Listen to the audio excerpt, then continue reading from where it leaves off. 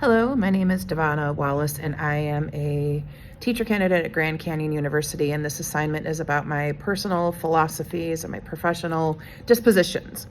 And when we talk about professional dispositions, one of the things that we're talking about is our ethics and our morals and how we view the world. And ethics can really determine how you interact with people. So when you look at how you view the world and what kind of a lens you are looking at, we'll have to worry about that later. It determines whether or not someone should be in a particular environment. So you'll have to excuse the way I look. Allergy season is not fun, and I'm hoping to get through this next 5 minutes without sneezing.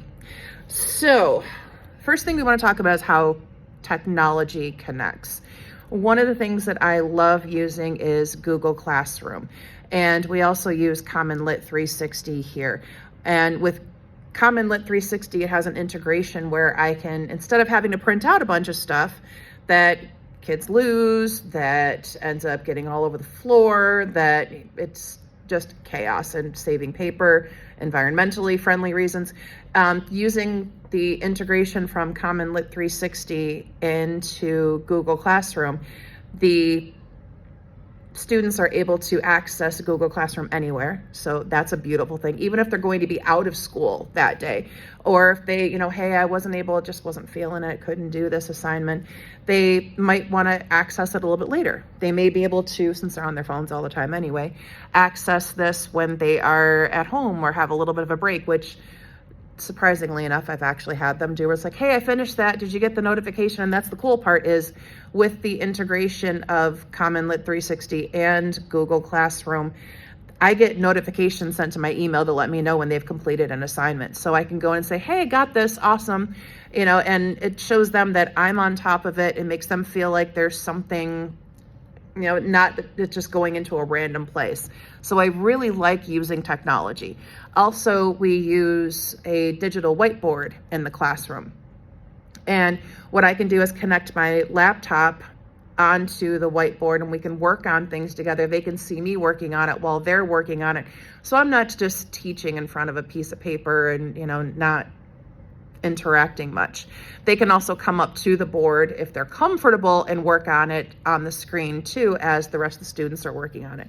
So technology is definitely important. I think that we should be able to use it as effectively as possible. I really like using things like Kahoot, but because in this particular school, they have a zero cell phone policy, they can't get their devices unless it's before school or during lunch or after school.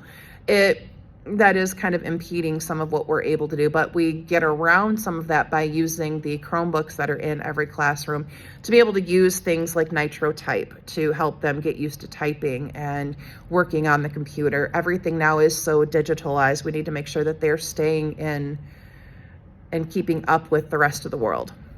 All right, so let's talk about personal teaching philosophy. I do believe that every student can learn, even the students that are more apathetic, even the students who have maybe an antipathy for learning.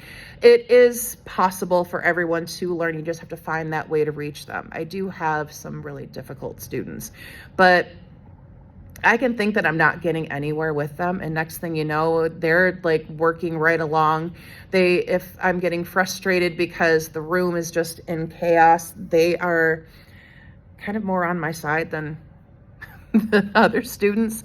That doesn't happen always. Usually they're the ones causing the chaos, but I love them, and they also know that I've got their back. So part of that teaching philosophy is building those relationships so that way they can recognize when they're taking things too far. It also helps, so that they know that they're in an environment that's safe, and creating that safe space, because so much of the world and the online world, the physical world, the world that's going on in their heads, their home world, it isn't safe. And they need to make sure that they have at least one safe person in their life that is there and has their back. So my teaching philosophy is definitely building those relationships in any way they can, and just letting them know, hey, I'm here. And that comes with sharing experiences that are appropriate to share, but also when it's appropriate to share it, because there's things that, time and place.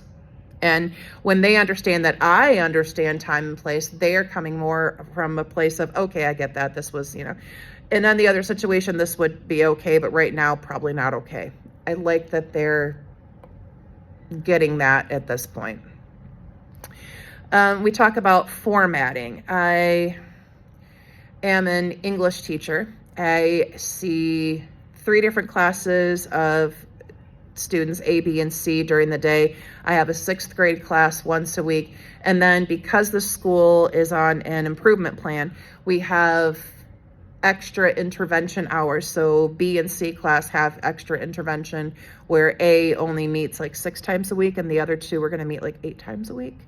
And that makes sure that we're trying to get them to a place where they're at least caught up and not 6 steps behind. We know that our students, especially with the pandemic, are so far behind, and we're trying to get them caught up in where they are supposed to be in the realm of things. I know that this is not a very exciting video, but it's, I'm in a brick wall in my classroom and trying to get this done so that we can get this accomplished and move on to the next class that's about to come in. So I like to be as conversational as possible, and I have ADHD, and I know sometimes with having ADHD, it's really easy for me to get off on a tangent, so I apologize if this may not be clear and concise. I am doing the best I can. And let's see.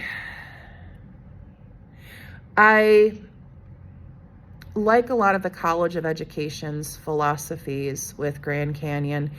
Of course, in any situation, you're not going to agree with everything, but you still have to be professional. So you can not agree with some of the policies, you can agree with not agree with some of the procedures, but you can still make sure that you're representing yourself in a way that doesn't cause any negative attention. The hard part for me on here is the whole Christian worldview. And the reason that is more difficult for me is that I am not. And I have students in my class that I have a couple of Jewish students. I have a couple of Muslim students. And the Muslim students right now are actually in Ramadan, and we're about to be in Eid Mirak, and where they are not having to fast any longer.